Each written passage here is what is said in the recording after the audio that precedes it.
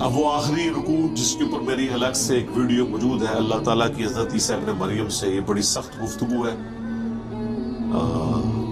یہ کلائمیکس ہے چونکہ سورت کا۔ وَإِذْ قَالَ اللَّهُ يَا عِيسَى ابْنَ مَرْيَمَ، اور یاد کرو وہ وقت کہ جب عیسیٰ ابن مریم سے اللہ تعالیٰ فرمائے گا، یعنی گویا کہ یہ ہو چکا پاسٹ ٹینس کے سیغے میں، جس طرح پاسٹ ڈیفینیٹ ہے اسی طرح سمجھ لو یہ مستقبل ڈیفینیٹ ہے، ہو چکا۔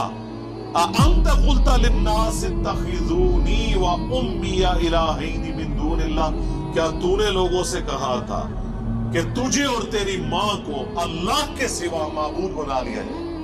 اس میں پتہ چل گیا من دون اللہ کون ہو گیا؟ عیسیٰ ابن مریم بھی اور ان کی والدہ، اولو العزم پیغمبر بھی 5 میں سے، اور اولیاء کی سردار بھی یعنی ان کی والدہ۔ جی من دون اللہ بت ہوتے ہیں، بت بھی ہوتے ہیں، فرشتے بھی ہوتے ہیں، جن بھی ہوتے ہیں، پیغمبر بھی ہوتے ہیں، جب لوگ انہیں اللہ کے مقابلے پہ کھڑا کر لیں، ورنہ پیغمبر جو ہے وہ حزب اللہ ہے، لیکن جب اللہ کے مقابلے پہ آئیں گے تو توحید تو ننگی تلوار ہے۔ قال سبحانک، انہوں نے کہا اللہ تو پاک ہے۔ کیا لطیف اشارہ ہے، اب یہ ہم ترجمہ نہیں کر سکتے یہاں پہ، اس کے اندر کیا قیامت مصبر ہے کہ اے اللہ غلطیوں سے تو صرف تو پاک ہے، یعنی لغزش کا احتمال تو موجود ہو سکتا ہے کسی انسان کے اندر، پاک تو صرف تو۔ ما یکون لی ان اقول ما لیس لی بحق، مجھے کب شایع تھا اس بات کا، میں کیسے اہل ہو سکتا ہوں کہ میں ایسی بات ان سے کروں جس کا مجھے کوئی حق حاصل نہیں۔ سورہ آل عمران میں نہیں آیا کبھی ایسا نہیں ہوا کہ ہم کسی پیغمبر کو کتاب اور حکمت دے کے بھیجیں اور وہ لوگوں سے یہ کہنا شروع کر دے کہ لوگوں میرے بندے بن جاؤ، بلکہ وہ تو یہی کہے گا کونو ربانیین، اللہ والے بن جاؤ، ربانی بن جاؤ۔ اللہ فرماتا ہے پیغمبر کی بھی جرت نہیں، تو کہیں گے اے اللہ تو پاک ہے، مجھے کب شایع تھا کہ میں وہ بات کروں جس کا میں اہل ہی نہیں۔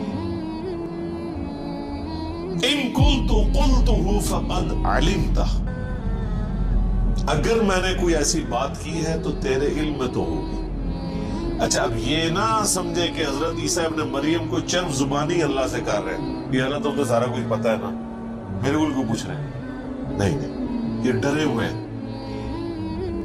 کہ اے اللہ کہیں بالفرض کبھی اگر کوئی ایسی بات ہو بھی گئی ہوئی تو تیرے علم میں ضرور ہوگی، یعنی وہ اپنا کانفیڈنس لوز کیے ہوئے کہ میں نے تو کوئی بات ایسی نہیں کی، لیکن پھر بھی میں کلین چیٹ اپنے آپ کو نہیں دیتا، کیونکہ سٹارٹ انہوں نے کس سے کیا؟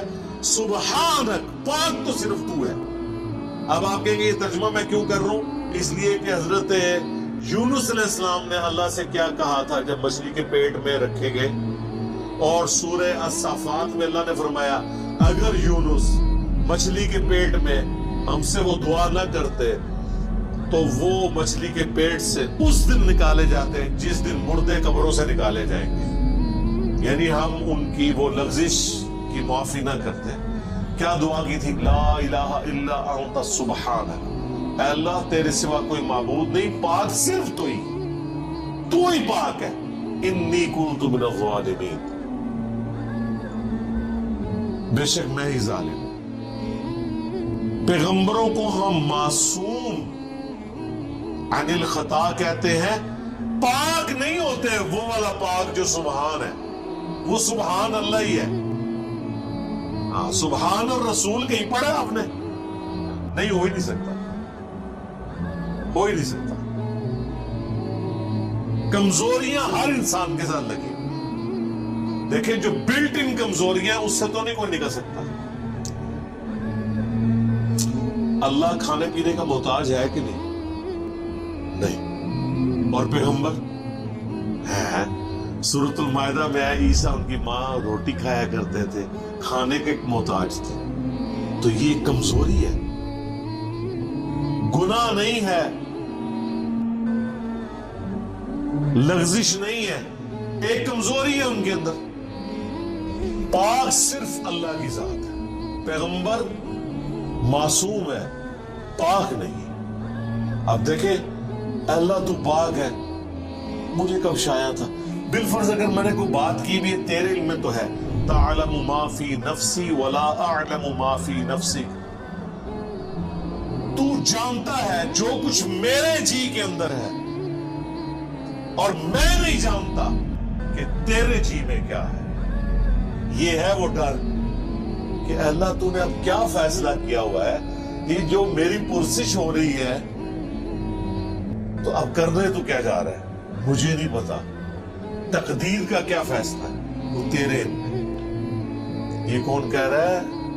پیغمبر، اولو العزم پیغمبر۔ تو بابے دے شاہی کوئی نہیں سرکار۔ ایک کہندے نے جناب وہ شیخ عبدالقادر جیلانی فرمایا میں تے جنت ہی نہیں جانا جب تک سارے مرید نہ لے جا، اور سرکار اتنے تو انہوں کھنگن نہیں دینا کسی نے، ایتھے تے پیغمبر دیکھ رو وہ بھی کہہ رہے نے یا اللہ تو پاک ہے، کیتا کچھ بھی نہیں، پچھلے نے کیتا ہے۔ جواب دے حضرت عیسیٰ ابن مریم، انکا انت علام الغیوب، بے شک غیبوں کا جاننے والا تو تو ہی ہے۔ دیکھ لے علم غیب بھی کلیئر ہو گیا، مجھے نہیں پتا تیرے جی میں کیا ہے، تجھے پتا ہے، اور پھر الٹیمیٹلی پتا تو تجھے ہی ہوگا، مجھے تو اتنا ہی پتا چلے گا جتنا تو وہی کے ذریعے بتائے گا، عالم الغیب تو صرف تو ہے۔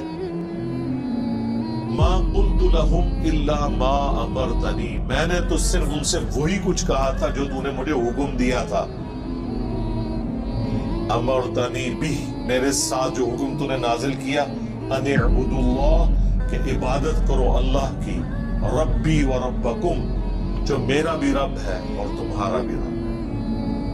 میں نے تو توحید کی بات کی، اپنا رب بھی تجھی کو مانا اور اسی کی تبلیغ اپنے ماننے والوں کو کی۔ وَكُنْتُ عَلَيْهِمْ شَهِيدًا مَا دُمْتُ فِيهِمْ، اور اے اللہ میں اس وقت تک ان پر گواہ تھا جب تک کہ میں ان کے اندر رہا۔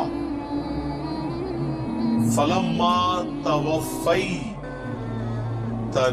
اور جب تو نے مجھے پورا کر دیا، میں ترجمہ یہ نہیں کر رہا کہ تو نے مجھے موت دے دی، کیونکہ سورۃ النساء میں واضح طور پر اور سورہ آل عمران میں اشارتاً موجود ہے کہ آپ کو زندہ اٹھایا گیا۔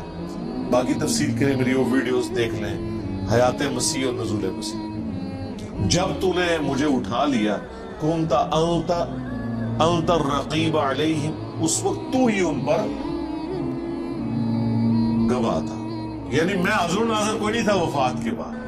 یہ کہتے ہیں نا جی اللہ کے نبی علیہ السلام مدینہ شریف میں قبر میں ہے، لیکن وہاں بیٹھے ہوئے ہمیں دیکھ رہے ہیں، یہاں پہ موجود نہیں ہے لیکن دیکھ رہے ہیں۔ لیکن عیسیٰ ابن مریم کہہ رہے ہیں کہ جب تو نے مجھے اٹھا لیا میں ان پہ گواہ بھی نہیں تھا۔ وَأَنْتَ عَلَىٰ كُلِّ شَيْءٍ شَهِيدٌ، اور تو ہی ہر بات پہ گواہ ہے۔ یعنی یہ عقیدہ حاضر و ناظر بھی کلیئر کر دیا، کوئی پیغمبر حاضر و ناظر نہیں ہے۔ ہمارے نبی کے بارے میں سورۃ القصص میں ہے، نبی جب ہم نے موسیٰ علیہ السلام کو پکارا کوہ طور پہ، نہ تو آپ وہاں موجود تھے اور نہ آپ دیکھ رہے تھے، نہ آپ شاہد تھے، نہ فزیکلی موجود تھے نہ شاہد تھے، نہ حاضر تھے نہ ناظر تھے۔ یہ اللہ کی کوالٹیز ہیں کہ وہ ہر چیز کا احاطہ کیے ہوئے اپنے علم سے۔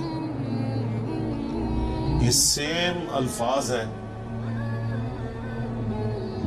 جو بخاری مسلم میں نبی علیہ السلام نے اپنے ساتھیوں کے بارے میں بولے، کہ بخاری مسلم دونوں میں حدیث موجود ہے، میرے حوض کوثر پہ میرے اصحاب لائے جائیں گے، میں کہوں گا اصحابی اصحابی، یہ تو میرے ساتھی ہیں۔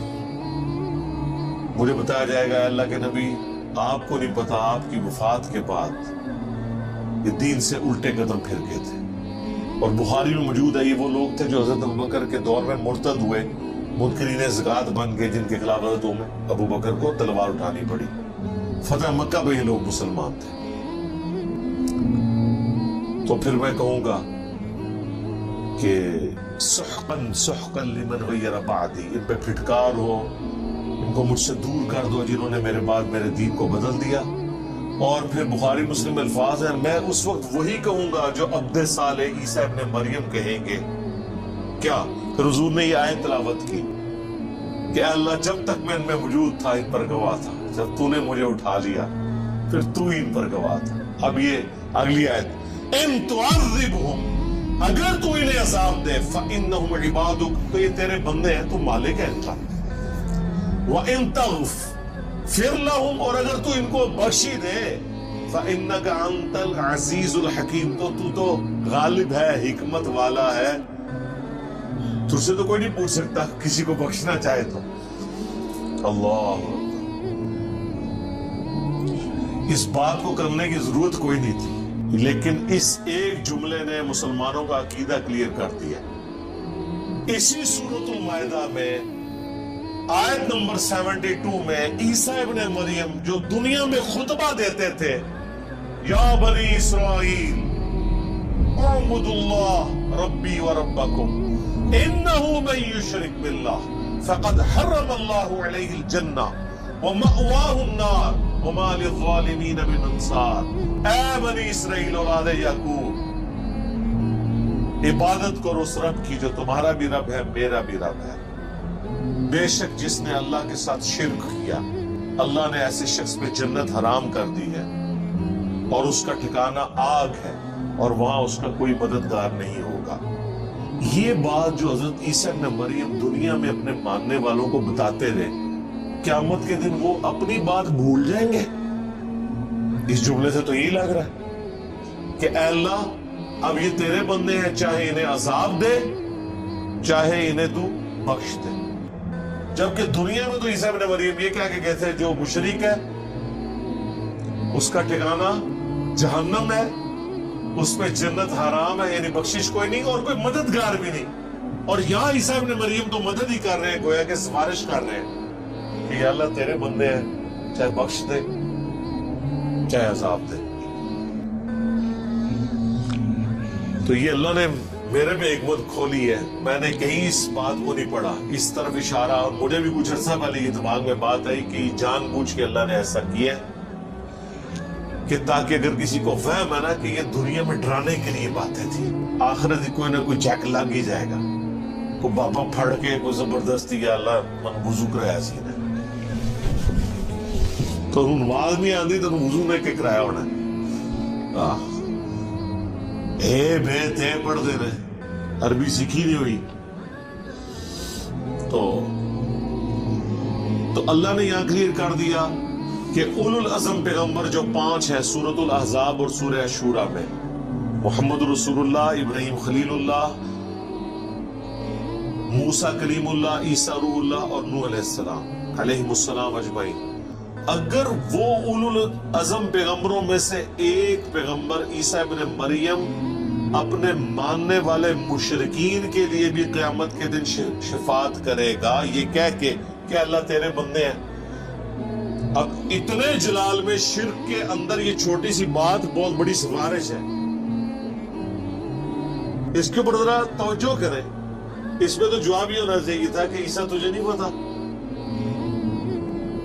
کہ مشرکی کیسے تو سفارش کر رہے ہو، لیکن یہ اس لیے وہ کریں گے، اور اللہ نے قرآن میں ہمیں پہلی فلم چلا دی ہے کہ اگر عیسیٰ ابن مریم بھی سفارش کرے کسی مشرک کے لیے تو سفارش قبول نہیں ہونی، تو بابے تے شاہی کوئی نہیں کہ کسی نو باؤں بڑھ کے جنت اس لے جان گے، یا کلیم کرو کہ عبدالقادر جیلانی یا تمہارے جو بڑے بڑے بابے کلیم کیے ہوئے ہیں، اور تم تو ان بابوں کے بارے میں یہ کہتے ہو کہ یہ بابے تو کسی صحابی کہ گھوڑے کی قدموں کی خاک جو اس کے ناک میں بیٹھتی ہے اس کے برابر نہیں ہے، تو پیغمبروں کا تو ذکر ہی نہ کرو، وہ تو اللہ کے چنے ہوئے بندے ہیں، وہ تو مخلص ہیں۔ باقی جو صحابہ تو زیادہ تر مخلص ہو سکتے ہیں، مخلص تو نہیں ہے نا، مخلص ہیں اللہ کے لیے اخلاص شو کرنے والے، مخلص تو صرف انبیاء ہیں۔ تو اے اللہ تیرے بندے ہیں، چاہے انہیں عذاب دے چاہے بخش دے۔ قال اللہ فرمائے گا ھذا یوم ینفع الصادقین صدقہم، آج وہ دن ہے کہ سچوں کو صرف सच्चा अकीदा ही फायदा पहुंचाएगा।